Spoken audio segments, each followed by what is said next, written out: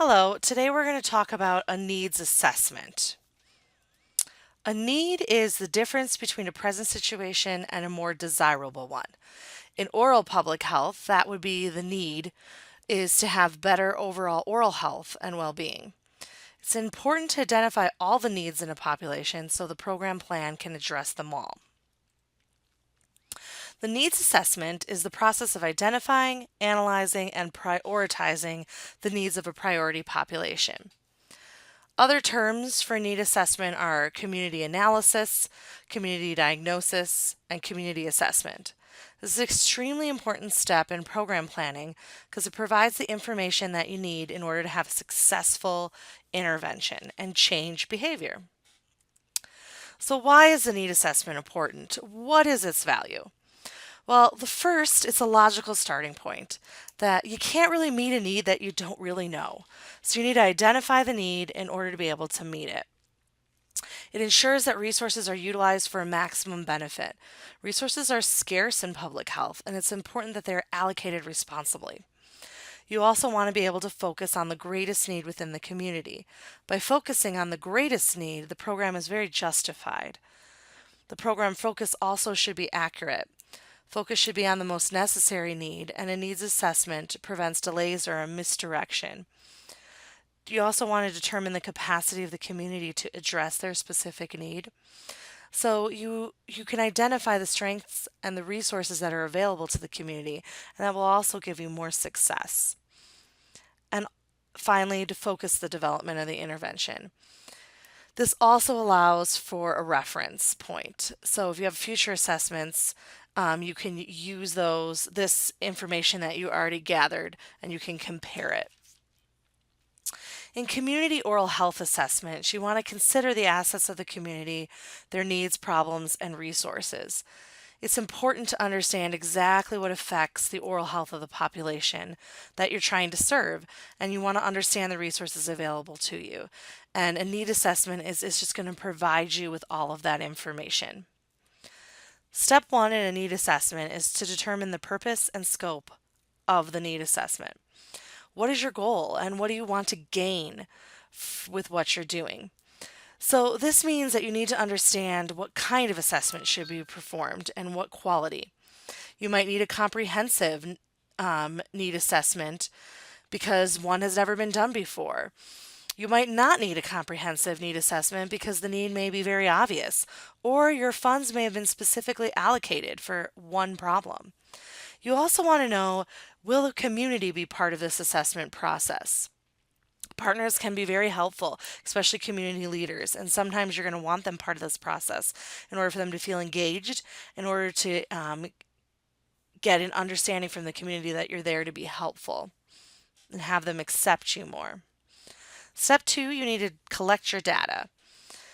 Gathering the most relevant data in order to make decisions and you set your goals and priorities. Relevant data is the most current information that is applicable to the planning that you're doing, and it's going to be what's most helpful to identify the actual needs of the community. It's important to understand the difference between qualitative data and quantitative data. Quanti- um, Qualitative data is information that can't be numerically measured. It reflects the quality of factors that are influencing a problem. Examples are diary accounts, open ended questionnaires, and observations, information that you're getting from the person that you're interviewing. This helps to answer why the problem exists. Quantitative data is objectable and measurable. It's expressed in a quantity or an amount. It's very numerical. That's a percentage, statistics, but it can also be demographic information. There's also the difference between primary data and secondary data. Primary data is data that you collected yourself that answers your unique question. There are multiple examples that are very thorough in your text that you can explore, so I'm just going to kind of cover some of the more popular ones that you're going to be seeing often. Cross-sectional surveys being the main one. Those are your written questionnaires, telephone interviews, face-to-face interviews, group interviews, surveys. And those can be surveys that you interview the individual that you're targeting or their significant others or even the opinion leaders within the community. Community forum is another great source of primary data, also known as town hall meetings. You bring together your priority population and you discuss your issue. This involves the community, especially that community leader, and this helps you to understand what specific cultural influences and community influences are going to affect your ability to plan your program. Secondary data is data that's already collected by others and available for use. This is extremely advantageous because it already exists and it's very inexpensive to access in most cases. Examples are government or non government agencies. Government data consists of census data, morbidity and mortality rates. Non government agencies would be, you could utilize pamphlets or information that they have gathered and collected in order to promote their own programs. Existing records would be records or participation in health programs. And then your literature is your bulk. It's your research articles and your journals, mostly found on Medline, PubMed, and other resources like that. After you've collected your data, the next step is to analyze it, and this requires experience and education. It's really important that it is analyzed correctly, and sometimes that's going to go beyond the scope of what we are capable of or you are capable of. So you want to utilize the available resources that you have, your partners, the community, and professionals, especially when you feel that the analysis is beyond your experience. An analysis will synthesize and summarize the findings, and you're going to have some answers. You want to make sure that you review this process. This is important to prevent errors and misinformation.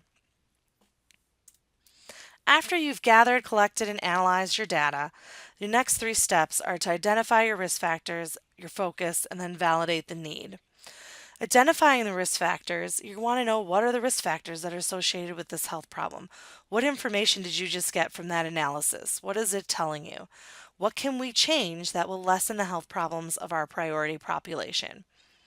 Identifying the focus, you want to identify the predisposing, enabling, and reinforcing factors that are going to have a direct impact on the risk factors that you just identified.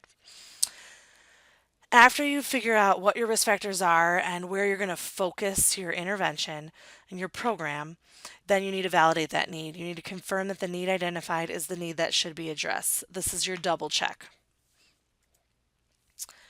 Okay, guys, that's some good information to get you set up for your assignment that is due this week.